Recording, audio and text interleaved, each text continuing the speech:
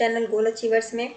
और हम अपना मैथ्स का इस क्लास में पढ़ रहे थे डिफरेंशियल कैलकुलस। आज हम उसमें पढ़ने वाले एक मेथड वेरिएबल सेपरेबल फॉर्म, और ये क्या होता है, हम इसका क्यों यूज़ करते हैं, वो भी जब मैं इसको पढ़ाऊंगी तो आपको पूरा अच्छे से समझाऊंगी। तब तक हम इसको एक बार कैनवास को क्लियर कर लेते हैं। और बिफोर स्टार्टिंग द चैप्टर्स, जो भी है अपना आज का टॉपिक, इसको स्टार्ट करने से पहले मैंने आपको लास्ट वीडियो में कुछ होमवर्क दिया था, वो करवा देती हूँ। अच्छा गाइज, एक इम्पॉर्टेंट चीज़ आप लोगों के साथ डिस्कस करना था। ऐसा सुनने में आया है कि शायद 25 मार्च से आपका एटीसी का एग्ज़ाम स्टार्ट हो सकता है, मतलब एयरपोर्ट अथॉरिटी ऑफ इंडिया के एग्ज़ाम्स हो सकते हैं। लग भी रहा है मुझे भी, क्योंकि इस मंथ में उन्होंने सिलेबस रिलीज़ कर दिया, तो 1 महीने बाद वो एग्ज़ाम कंडक्ट करवा लेंगे। ऐसा होता है, अगर सिलेबस रिलीज़ हो जाता है तो 1 महीने बाद या 2 महीने बाद आपका जो है एग्ज़ाम कंडक्ट हो जाता है। बट ड्यू टू कोरोना आपके बहुत से एग्ज़ाम्स डिले हुए, तो सब एग्ज़ाम्स इसीलिए अब जल्दी जल्दी कंडक्ट करवाए जा रहे हैं। तो आपका हो सकता है मार्च में ही एग्ज़ाम कंडक्ट हो जाए। तो एक सब्सक्राइबर हैं हमारे, अपने साथी आपके बैचमेट्स, क्लासमेट, क्या बोलूँ, यूट्यूब मेट्स हैं आपके। उन्होंने बताया है कि 25 मार्च से एग्ज़ाम्स आपके हो सकते हैं। तो आप लोग प्लीज़ अपना रिवीजन स्टार्ट कर दीजिए, और बाकी साथ के साथ जो मैं पढ़ा रही हूँ उसको साथ के साथ पढ़ते रहिए, लेकिन साथ में रिवीजन स्टार्ट कर दीजिए ताकि आपका एक जो है ग्रिप वो बनी रहे सब्जेक्ट के ऊपर। तो अभी मैंने आपको कुछ होमवर्क क्वेश्चंस दिए थे, उनको डिस्कस कर लेती हूँ मैं पहले। क्वेश्चन नंबर 1 था ए की पावर एक्स प्लस, ठीक है, ये क्वेश्चन था और इसको आपको सॉल्व करना था, मतलब ऐसे इसको सॉल्व करके आपको इसका डिफरेंशियल इक्वेशन बनाना था। ठीक है, आपको बताना था कि डिफरेंशियल इक्वेशन इसका क्या होगा। तो मैंने क्या बताया था, डिफरेंशियल इक्वेशन बनाने के लिए आपको सबसे पहले क्या करना होता है, आपको करना होता है डिफरेंशिएशन, और वो भी इस तरह से कि उसमें से अगर कोई आर्बिट्री कांस्टेंट है, सॉरी गाइस, उसमें कोई आर्बिट्री कांस्टेंट है तो उसको आप रिमूव कर सकें। ठीक है, आर्बिट्री, एक सेकेंड गाइस, तो आपको डिफ्रेंशिएशन करना होता है इस तरह से कि उसमें से आप आर्बिट्री कांस्टेंट को रिमूव करें। तो ठीक है, चलिए सबसे पहले अगर हम यहाँ पर डिफ्रेंशिएशन करते हैं तो आप इसका अगर डिफ्रेंशिएट करेंगे तो ये आ जाएगा आपका dy बाई डी एक्स। यहाँ पर ए तो आपका कांस्टेंट ही रहेगा, ई एक्स का फिर जब यहाँ पर देखिए इसको डिफ्रेंशिएशन आप कैसे करेंगे, ए ई की पावर माइनस एक्स है, यहाँ पर आप लगाएंगे प्रोडक्ट रूल। लेकिन हमें पता है हम जब कांस्टेंट का करते हैं तो वो जीरो आ जाता है, तो हम इसको डायरेक्ट लिख देते हैं। लेकिन मैं फिर भी एक बार आपको करा के दिखाती हूँ। ए ई की पावर माइनस एक्स, ए को एज इट इज़ रखा, सॉरी प्लस एक्स है ना, सॉरी प्लस एक्स है, ई एक्स का डिफ्रेंशिएशन किया तो वो ई एक्स आ गया। अब बीच में हम क्या लगाते हैं, प्लस का साइन। अब ई एक्स को एज इट इज़ रखेंगे और ए को डिफ्रेंशिएट करेंगे तो जीरो, तो फाइनली ये टर्म जीरो हो जाता है हमारा, इसीलिए हम सिर्फ इस टर्म को लिख देते हैं। तो क्या आ जाएगा, ए ई की पावर एक्स प्लस, अब सिमिलरली इसमें भी प्रोडक्ट रूल लगाएंगे, तो पहले बी को एज इट इज़ रखा, ई की पावर माइनस एक्स का हमारा माइनस बाहर आ जाता है, तो माइनस बाहर आएगा तो यहाँ पर साइन हो जाएगा माइनस का, ई की पावर माइनस एक्स, और साथ में यहाँ पर फिर अगेन आप इसको इस तरह से डिफ्रेंशिएट करेंगे तो आपका आगे का टर्म जीरो हो जाएगा। अब देखिए यहाँ पर आप आर्बिट्री कांस्टेंट को रिमूव कर पाए क्या, देखिए हो पाया, रिमूव कर पाए, नहीं कर पाए। अगर ऐसा सिचुएशन आता है जिसमें आप आर्बिट्री कांस्टेंट को रिमूव नहीं कर पाते हैं, तब हम क्या करते हैं, फिर हम सेकंड टाइम डिफ्रेंशिएट करते हैं। सेकंड टाइम डिफ्रेंशिएट करते हैं, और एक रीज़न और देखो, मैंने आपको क्या बताया था कि अगर हमारे दो कांस्टेंट हैं, दो आर्बिट्री कांस्टेंट है, तो हमें 2 बार डिफ्रेंशिएट करना पड़ता है। 3 कांस्टेंट आ जाते हैं तो 3 बार डिफ्रेंशिएट करना पड़ता है, इसीलिए हमें पहले ही बताया हमें 2 बार डिफ्रेंशिएशन करना पड़ेगा। D square Y by D X square हमने किया। अब इसको डिफ्रेंशिएट करेंगे तो अगेन ए की पावर ई एक्स का डिफ्रेंशिएशन आपका ए की पावर ई एक्स ही आएगा, माइनस, यहाँ पर क्या है माइनस का साइन, ये माइनस का साइन आपका डिफ्रेंशिएशन में बी तो एज इट इज़ आ जाएगा, ई की पावर माइनस एक्स को डिफ्रेंशिएट करेंगे तो माइनस का साइन बाहर आएगा, माइनस माइनस क्या हो जाएगा प्लस, और ये ई की पावर माइनस एक्स। अब आप ध्यान से देखेंगे तो ये जो टर्म है आपका, ये टर्म, ये किसके इक्वल है, वाई के इक्वल है, वाई की वैल्यू भी आपकी यही है। तो अब ये वाला अगर वाई की इक्वल है तो इसको हम वाई लिख सकते हैं, तो हम यहाँ पर क्या लिख देंगे, D square Y by D X square equals to Y. अब अगर हम वाई को इधर ले आएंगे इक्वेशन बनाने के लिए, तो D square Y by D X square minus Y equals to zero. तो ये आ गया आपका आंसर। आप कुछ इधर से उधर सब्सिट्यूट करते हैं, कई बार होता है, जैसे हमने एक क्वेश्चन देखा था ये वाला, X square plus Y square equals to A square, इस क्वेश्चन में हमें कुछ सब्स्टिट्यूट करने की ज़रूरत नहीं पड़ेगी, हमारा डायरेक्टली यही टर्म 0 बन गया था तो सिर्फ इसको डिफरेंशिएशन करके लिख दिया था। अब यहाँ पर आपको कुछ सब्स्टिट्यूट करने की ज़रूरत पड़ गई है। तो इस तरह से होता रहता है, आप जैसा भी आपका हो requirement according to the question आप वैसे सॉल्व करिएगा, अगर डिफरेंशियल इक्वेशन बनाने के लिए आता है तो। एक होमवर्क क्वेश्चन और दिया था मैंने आपको, वो भी डिस्कस कर लेती हूँ। वो है आपका question y equals to e की power x a cos x plus b sin x। ठीक है, इसको आपको डिफरेंशिएट करना था। तो क्या करेंगे, सबसे पहले हम लिखेंगे dy बाई डी एक्स लिख दिया हमने। अब हम पहले इस टर्म को एज इट इज़ लिख देंगे। तो इस टर्म को जब हमने एज इट इज़ रखा तो e की पावर x आ गया और अंदर वाले का डिफरेंशिएशन करेंगे। अब यहाँ पर अगेन प्रोडक्ट रूल लगेगा, लेकिन हमें पता है अगर हमने फर्स्ट टर्म को एज इट इज़ लिख दिया, cos x का डिफरेंशिएशन sin x और साथ में माइनस भी आता है, माइनस sin x। अब जब हम दोबारा करेंगे cos x को एज इट इज़ रखेंगे और a का डिफरेंशिएशन करेंगे तो ये 0 आ जाएगा, पूरा टर्म 0 हो जाएगा। तो इसलिए हम उसको नहीं लिखते हैं दोबारा से, हम सिर्फ पहले वाले उसको सिर्फ जो आपका सेकंड टर्म है उसका डिफरेंशिएशन लिख देते हैं। प्लस सिमिलरली इसमें भी आपका जब आप b का डिफरेंशिएशन करेंगे तो वो 0 हो जाएगा, तो पूरा टर्म 0 हो जाएगा। तो इसीलिए उसको हटा के जो बचा हम उसको डिफरेंशिएट करके लिखते हैं। b को एज इट इज़ लिखेंगे, sin x का डिफरेंशिएशन क्या हो गया आपका cos x। ठीक है, ये लिख देंगे। अब साथ में देखिए इन दोनों के बीच में भी हमने प्रोडक्ट रूल लगाया था ना, तो अभी तो हमने इस टर्म को एज इट इज़ लग दिया था और इसका डिफरेंशिएट किया था। अब प्लस लगा के हम इस टर्म को एज इट इज़ लिखेंगे, इस टर्म को एज इट इज़ लिखेंगे a cos x plus b sin x और ex का डिफरेंशिएशन करेंगे। ex का डिफरेंशिएशन क्या होता है हमें पता है, e की पावर x ही होता है। अब अगर आप इनको अंदर मल्टीप्लाई कर देते हैं, या मल्टीप्लाई मत करिए, आप देखेंगे यहाँ पर अगर ध्यान से तो आपको नज़र आएगा ये वाला जो टर्म है a की power cos x plus b sin x की e की पावर x, ये जो टर्म है आपका ये y के इक्वल है। देखो यहाँ से अगर आपका सॉल्यूशन के दौरान ऐसा कोई भी टर्म आ जाता है जो आपका y के इक्वल होता है तो आप उसको डायरेक्टली पुट कर देते हैं। हम इसको यहाँ पे y पुट कर सकते हैं। तो चलिए एक बार y पुट करके लिख देते हैं।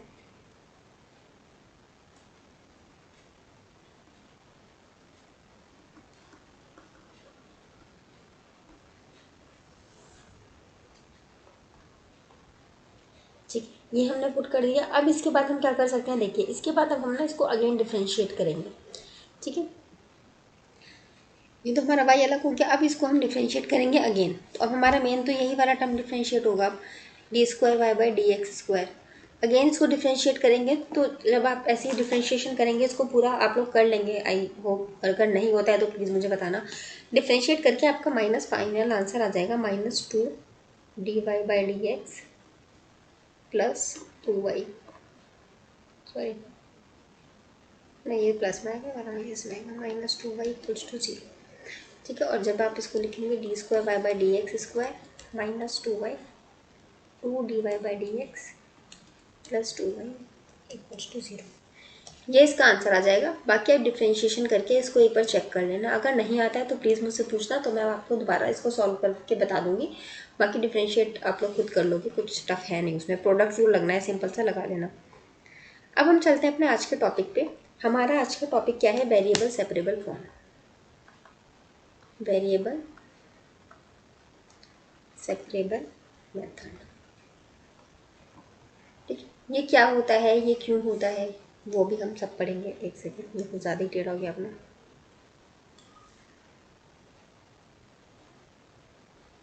ये क्या होता है, क्यों होता है, भी हम पढ़ेंगे, देखिएगा इसे। मैंने आपको बताया था कि अगर आपको कोई भी इक्वेशन दे रखी है, सपोज ये कोई इक्वेशन दे रखी है, आपसे वो कह सकता है कि इसको आप डिफरेंशियल इक्वेशन में बदलिए।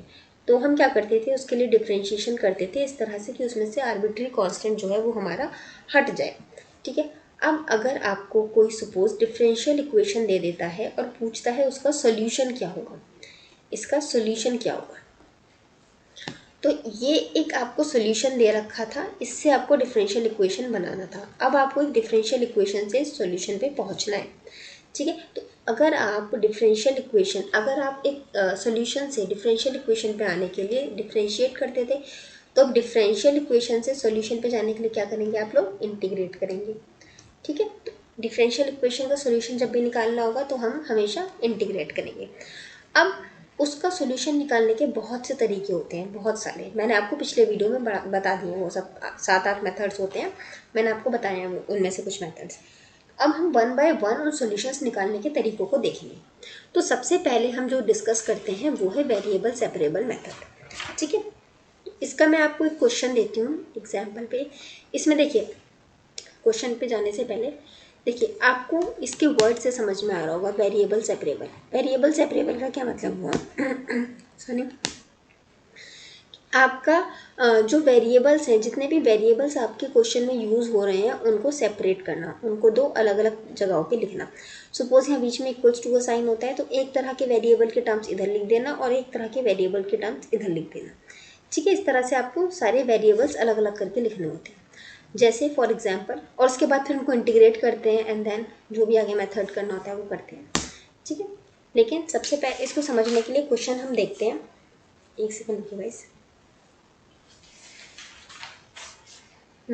सो हियर्स द क्वेश्चन। अगर आपको दिया है dy by D X plus Y square equals to 0। देखिए, बहुत से मेथड आपके पास आएंगे आगे, जिसमें आपको ये पता चलेगा डिफरेंशियल इक्वेशन का हम सॉल्यूशन कैसे निकालते हैं। तो अगर मैं इस मेथड की बात करूं तो देखिए, ये सबसे इजीएस्ट मेथड है और आपको देख के क्वेश्चन में समझ में आ रहा होगा ना कि हम इजीली यहाँ पे जो वेरिएबल है उनको सेपरेट कर सकते हैं। जैसे जब मैंने आपको डिफरेंशिएशन पढ़ाया था तब मैंने आपको वहाँ पे 5-6 मेथड बताए थे, उनमें आपको देख के समझ में आने लगा था कि आप कहाँ क्या कर सकते हैं, ठीक है। तो सिमिलरली इसी में भी आपको देख के समझ में आने लगेगा कि हम कहाँ कौन सा मेथड लगाएं। अब देखो, इसमें आप इजीली देख रहे हो कि हम यहाँ पे y के टर्म्स अलग कर सकते हैं और x के टर्म्स अलग कर सकते हैं। कैसे कर सकते हैं देखिए, अगर हम इसको इस तरह से लिख दें dy by D x equals to Y को इस तरफ ले आएँ तो क्या आ जाएगा, माइनस वाई स्क्वायर आ जाएगा, क्योंकि ये तो 0 है। 0 में आप प्लस करो माइनस करो कुछ फर्क पड़ता नहीं है, तो आ जाएगा माइनस वाई स्क्वायर। अब डी वाई के नीचे आप ये y का टर्म ला के लिख सकते हो, Y square equals to D X को इधर ले जा सकते हो, ये लिख सकते हो। अब मैंने आपको क्या बताया था कि हमें क्या करना है, हमें करना है इंटीग्रेट। तो सेपरेट करने के बाद फिर हम इंटीग्रेट करते हैं, ठीक है। इस बात का ध्यान रखना, पहले इंटीग्रेट नहीं करेंगे, सेपरेट करने के बाद इंटीग्रेट करेंगे। क्यों सेपरेट करने के बाद इंटीग्रेट करेंगे, क्योंकि सपोज अगर इक्वेशन में हमें y दिया है और साथ में dy दिया है तभी हम इंटीग्रेट कर पाएंगे ना। अगर हमारा पहले क्वेश्चन ऐसे हो y dx, तो हम इसको कैसे इंटीग्रेट करेंगे, फिर तो ये आपका कांस्टेंट की तरह बिहेव करने लग जाएगा, ठीक है। तो इसीलिए इस तरह की फॉर्म में लाते हैं हम पहले कि हमारा वो उसी जो है सेम वेरिएबल्स आ जाएं और फिर उसको हम इजीली इंटीग्रेट कर पाएँ। तो देखिए, इसको अगर आप इंटीग्रेट करेंगे तो ये आ जाएगा आपका 1 बाई वाई और यहाँ पर आपका क्या आ जाएगा माइनस एक्स, और साथ में आपने इंटीग्रेशन किया तो कांस्टेंट सी, ये आर्बिट्री कांस्टेंट आ गया आपका, यहाँ से हटाया था ना यहाँ पर आ गया प्लस सी। और इसको आप चाहें तो थोड़ा और सॉल्व कर सकते हैं, जैसे आप इसको लिख सकते हैं y इक्वल्स टू 1 अपॉन में एक्स प्लस सी, एक्स माइनस सी, माइनस एक्स प्लस सी। सही लिखा ना मैंने, ठीक है, ठीक है। इसको आप इस तरह से लिख सकते हैं, या और आप जैसे भी आपका एग्जाम में क्वेश्चन दिया हो उसके हिसाब से आप सॉल्व करके लिख सकते हैं। यहाँ तक था मेन चीज़ आपको बताना। अब इसके बाद आपका डिपेंड करता है ऑप्शन कैसे दिया है, वैसे उसको सॉल्व करके लिख सकते हैं। अब चलिए इसके बाद एक क्वेश्चन और देख लेते हैं हम। सपोज आपको दिया है dy by D x equals to e की पावर x प्लस वाई। अब बताइए इसको कैसे क्या करेंगे। यहाँ पे अब आपको लगेगा कुछ हम लॉगरिथमिक लगाएं, क्या करें क्या नहीं करें, लेकिन देखिए ये बहुत सिंपली वेरिएबल सेपरेबल से हो जाएगा, बस थोड़ा सा ध्यान देने की ज़रूरत है। देखिए इसको कैसे लिख सकते हैं, dy by D x equals to, जब हमारा पावर ऐड होती है इसका मतलब हमारा सेम बेस है और वो मल्टीप्लाई में रहा होगा, तो हम ऐसे लिख सकते थे e की पावर x इंटू ई की पावर y, ऐसे लिख सकते थे। अब हम यहाँ पे इजीली सेपरेट कर सकते हैं, डी वाई के साथ हम ये y वाला यहाँ नीचे ला के लिख सकते हैं, तो नीचे ले आएंगे इक्वल्स टू ई की पावर x के साथ ये डी एक्स ऊपर ले जाएंगे, यहाँ ले आएंगे। अब वेरिएबल एक बार सेपरेट हो गए, अब हम यहाँ पर इजीली इंटीग्रेट कर सकते हैं, तो इसको इजीली इंटीग्रेट कर दो। इसको जब हम इंटीग्रेट करेंगे तो देखिए ई की पावर वाई नीचे था ना, इसको हम ऊपर ले जा सकते हैं, मत ले जाइए, आप सिंपली भी इंटीग्रेशन करना चाहे तो कर सकते हैं, लेकिन ऊपर ले जाएंगे थोड़ा इजी पड़ जाएगा हमें। ई की पावर वाई का इंटीग्रेशन तो बदलता नहीं है, सेम वही रहता है। हम इसे ऊपर ले जाएंगे तो यह आ जाएगा ई की power minus Y D Y integration equals to integration E X D x, ठीक है, यहाँ तक आ गया। अब हम यहाँ पर देखेंगे ई की पावर वाई का डिफ्रेंशिएशन ई की पावर वाई ही रहता है, यहाँ ऊपर माइनस वाई था तो माइनस वाई लिख दिया, लेकिन ये जो माइनस था एक्स्ट्रा टर्म, e की पावर x का डिफरेंशिएशन या इंटीग्रेशन e की पावर x रहता है, e की पावर y का इंटीग्रेशन या डिफरेंशिएशन e की पावर y रहता है, लेकिन साथ में अगर यहाँ कुछ एक्स्ट्रा टर्म होता है तो वो हमारा यहाँ पर साथ में आ जाता है। ठीक है, इक्वल्स टू e की पावर x का e की पावर x आ गया प्लस c। अब आप इसको सेपरेट कर लिख सकते हैं, लाइक आप लिख सकते हैं e की पावर x माइनस, इधर ले आएंगे अगर तो एक प्लस e की power minus Y plus C equals to 0, इस तरह से लिख सकते हैं आप। ठीक है, या जैसे भी आपको ऑप्शंस में गिवन हो सकता है ये ऐसे गिवन हो माइनस e की पावर x माइनस e की power minus Y equals to c, इस तरह भी दे सकता है। ठीक है, जैसा भी एग्जाम में आपको गिवन हो। तो ये थे दो आपको क्वेश्चंस मैंने करके दिखाए। एक क्वेश्चन और लेती हूँ मैं। अच्छा, थोड़ा सा आपको शायद स्पीड अप लग रही हो, थोड़ा तेज़ पढ़ाया है मैंने, जल्दी जल्दी 2 क्वेश्चंस करा दिए, वरना इतनी देर में एक ही क्वेश्चन होता था। हमारा रीज़न उसका ये है ना यार कि हमें थोड़ा स्पीड पकड़ना पड़ेगा। अगर आपको दिक्कत हो रही है ना समझने में, तो आप 2 बार वीडियो को देख लो या फिर स्पीड थोड़ा स्लो करके देख लो, उससे आपको समझ भी आ जाएगा और हमारा सिलेबस भी जल्दी कवर हो जाएगा। हालांकि अभी भी मैंने इतना तेज़ स्पीड तो नहीं रखा है।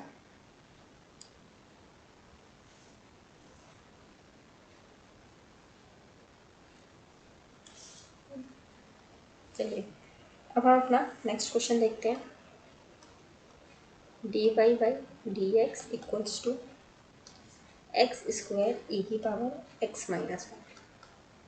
ठीक है, इस क्वेश्चन को आप लोग, अच्छा मैं ये क्वेश्चन ना आपको करवा नहीं रही, ये मैं होमवर्क में देती हूँ, थोड़ा सा देखती हूँ उसमें कौन कौन दिमाग लगा पाता है। एक क्वेश्चन और आप देख लीजिए, फिर ये ख़त्म करके हम आगे चलते हैं। dy by D X plus under root 1 plus Y square upon में 1 plus X square equals to 0। This is the question. देखिए, बताइए इस क्वेश्चन को सॉल्व करने की कोशिश कीजिए, कैसे कर सकते हैं इसको सॉल्व। देखिए, सबसे पहले हमें क्या करना है, वेरिएबल सेपरेट करना है। तो हम वेरिएबल सेपरेट करते हैं, हमें इजीली दिख रहा है ना, यहाँ पर ये वेरिएबल अलग है, यहाँ ये अलग है, कुछ मिक्स नहीं है। अब सपोज अगर यहाँ साथ में एक्स रहता तो हम वेरिएबल सेपरेबल नहीं कर पाते, लेकिन अब साथ में एक्स नहीं है तो हम यहाँ ईजिली वेरिएबल सेपरेट कर सकते हैं।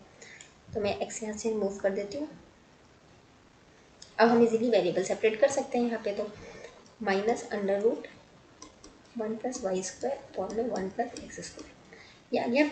अब इसको आप इधर 1 प्लस वाई स्क्वायर वाले अंडर रूट के टर्म को इधर ले आइए और डी एक्स को यहाँ ऊपर ले जाइए। तो d by under root 1 plus Y square equals to D x minus का sign under root 1 plus x square. अच्छा, अब आप लोग को अगर याद हो तो मैंने आपको साइन इनवर्स एच का साइन इनवर्स एच एक्स का फॉर्मूला मैंने आपको लिखवाया था। साइन एच इनवर्स एक्स का फॉर्मूला मैंने आपको लिखवाया था under root X square plus 1। अब आप ऐसे लिख दो, चाहे इसको ऐसे लिख दो, बात वही है। ठीक है, तो अगर अब ये इसके डिफरेंशिएशन का फॉर्मूला था। ठीक है, और अगर ये टर्म दे रखा है तो इसका इंटीग्रेशन ये आएगा आपका। ठीक है, मैंने आपको डिफरेंशिएशन जो एक्सरसाइज करवाई थी उसमें फॉर्मूला लिखवाया था ये वाला, इसीलिए मैंने इस तरह से लिख के आपको याद दिलाने की कोशिश की। ठीक है, अब हमारा यहाँ पर हमने वेरिएबल सेपरेट कर दिया। अब हमें यहाँ करना होगा इंटीग्रेशन। इंटीग्रेशन करेंगे तो मैंने भी आपको क्या बताया, इस टर्म का जो है डिफरेंशिएशन ये आता था, इसका मतलब इस टर्म का जो है वो इंटीग्रेशन आपका ये आएगा, तो इस टर्म का इंटीग्रेशन ये आएगा। तो 1 upon under root 1 plus Y square का क्या आ जाएगा, sine H inverse y equals to यहाँ पर क्या आ जाएगा, साइन एच इनवर्स एक्स, ये आ जाएगा आपका। और साथ में माइनस का साइन था तो माइनस का साइन। अब आप अगर इसको इधर ले आएंगे तो sine H inverse y plus sine H inverse x, साथ में यहाँ प्लस सी भी होगा ना, equals to c. So this is the answer. ठीक है, बहुत सिंपल सा है, इतने सिंपल इजी चीज़ें हैं। हो सकता है कई बार आपको इस तरह से सेपरेट करा दे कि आपका डी एक्स बाई एक्स हो, तो आपका यहाँ पर लॉग एक्स आ जाता है, और जब आप ऑप्शन में लॉग एक्स देखते हैं वहीं आपकी हालत ख़राब हो जाती है और आप सब छोड़ छाड़ के एग्ज़ाम और ठीक है भाई ख़त्म कहानी ऐसे कर देते हैं। लेकिन ईजी होता है, बस सिर्फ सॉल्व करने की ज़रूरत होती है, प्रैक्टिस चाहिए होती है। ठीक है, अब हम चलते हैं अपने नेक्स्ट क्वेश्चन की तरफ।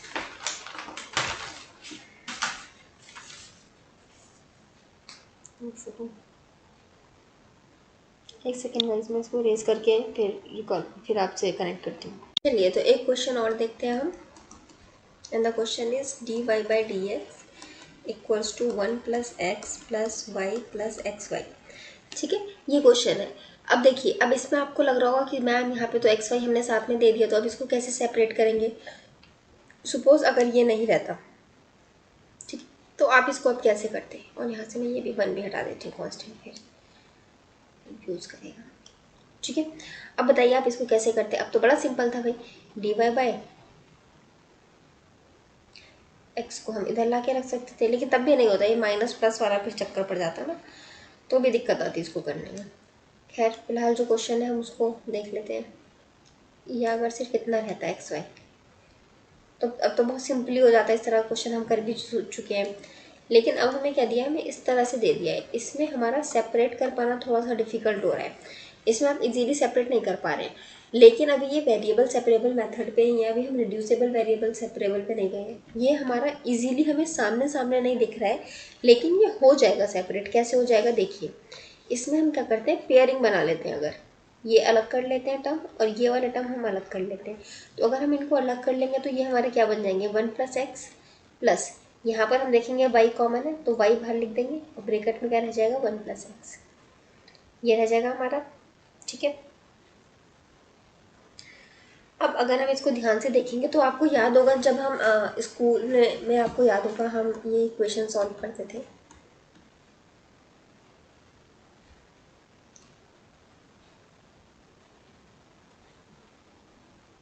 एंड इसके बराबर होना चाहिए ना,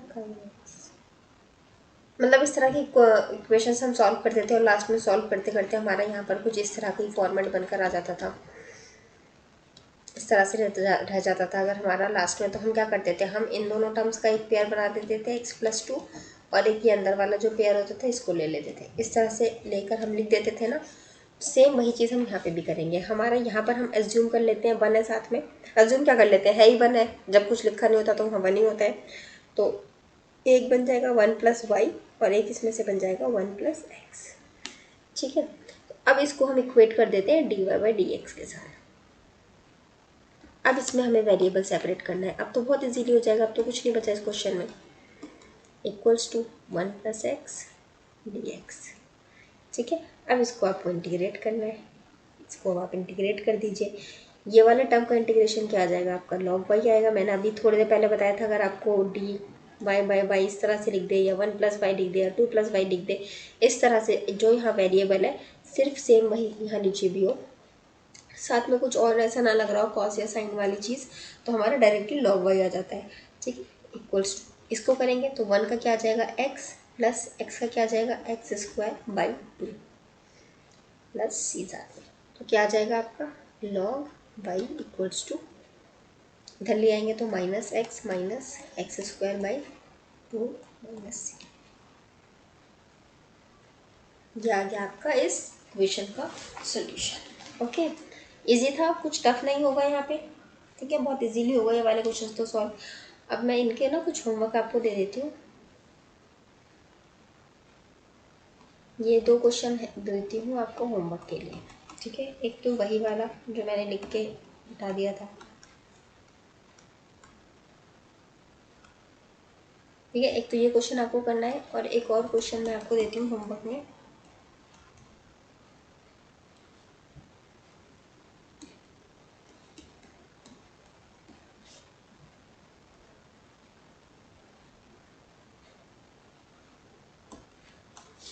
तो ये दोनों आपके हैं होमवर्क क्वेश्चन।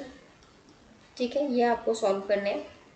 ठीक है, और इनका सोल्यूशन अगर आपका आ जाता है तो शायद टाइप करना तो डिफ़िकल्ट होगा, बट एक सेकेंड बता दीजिएगा, अगर आपको कोई दिक्कत आए तो वो बता देना, और अगर सॉल्व हो जाता है तो आप वो बता दीजिएगा।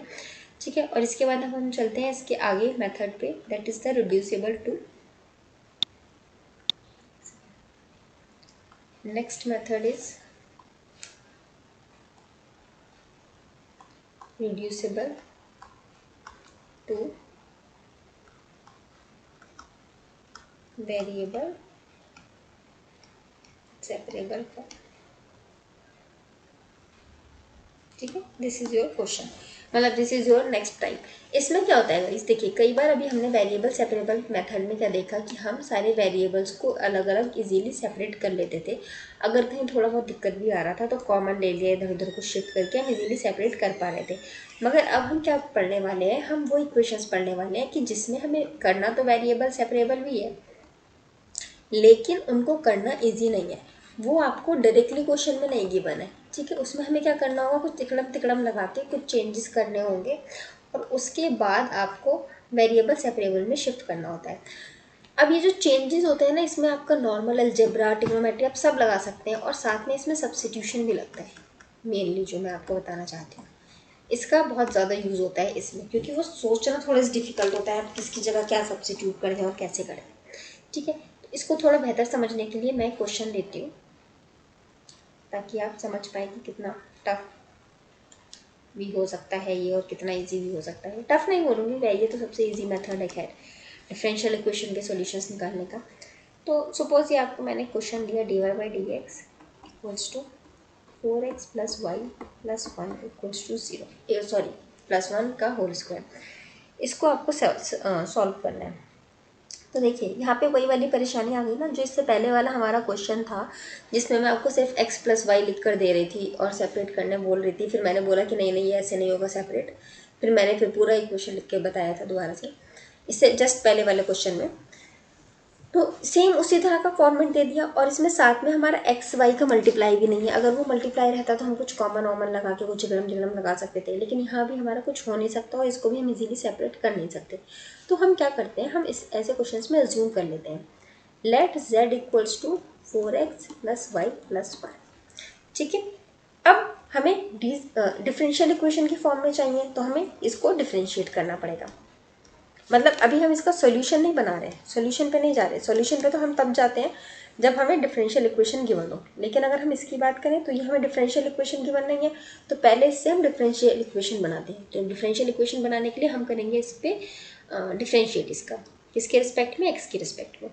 तो जब डिफरेंशिएट करा तो यहाँ पर तो आ गया आपका 4 और यहाँ पर आ गया आपका dy बाई डी एक्स, ठीक है। इसको आप लिख सकते हो dz बाई डी एक्स, आपका ये आ गया।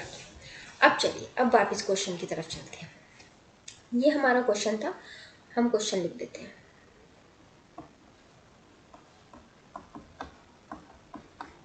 ठीक है, ये हो गया आपका क्वेश्चन। अब देखिए इस क्वेश्चन में हमें क्या करना होगा। यहाँ पर अगर आप ध्यान से देखेंगे तो ये जो हमने फॉर्म बनाई है इसको dy बाई डी एक्स की फॉर्म में हम ले आए हैं और यहाँ क्वेश्चन भी हमें dy बाई डी एक्स की फॉर्म में गिवन है, लेकिन साथ में +4 हमारा एक्स्ट्रा है। तो इसके लिए हम बैलेंस करने के लिए यहाँ पर 4 प्लस कर देते हैं, लेकिन अगर आप इधर 4 प्लस करेंगे तो आपको इधर भी 4 प्लस करना पड़ेगा। अब हमने दोनों तरफ 4 प्लस कर दिया। अब अगर आप ध्यान से देखेंगे तो इस टर्म को हम क्या लिख सकते हैं, dz बाई डी एक्स लिख सकते हैं, ठीक है। तो इस टर्म को हम dz बाई डी एक्स लिखते हुए यहाँ पर लिख देंगे dz by D x equals to, अगर आप ये अंदर वाला टर्म देखेंगे तो इसको हम z लिख सकते हैं, तो इसको भी हम लिख देंगे z और साथ में स्क्वायर था तो स्क्वायर और साथ में क्या आ जाएगा आपका +4। अब हम यहाँ पर इजीली वेरिएबल सेपरेट कर सकते हैं। तो वेरिएबल सेपरेट अगर आप करेंगे तो क्या आ जाएगा, dz अपॉन में z square equals to z square +4, ये पूरा है नहीं, पूरा इधर आ जाएगा, इक्वल्स टू dx, ठीक है। अब इसके बाद क्या करना होगा, हमें इंटीग्रेट। तो चलिए अगर हम आप इसका इंटीग्रेट करेंगे तो क्या आ जाएगा, देखिए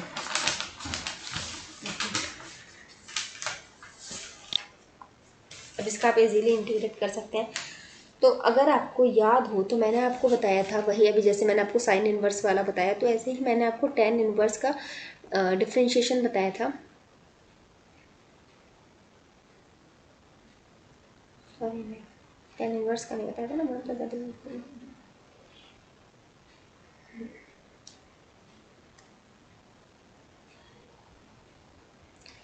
एक्स का मैंने डिफरेंशिएशन आपको बताया था क्या, 1 बाय एक्स स्क्वायर प्लस यहाँ पे जो भी टर्म होता है 1 था तो 1 तो उसका स्क्वायर, या इस तरह से मैंने आपको इसका डिफरेंशिएशन बताया था, ठीक है।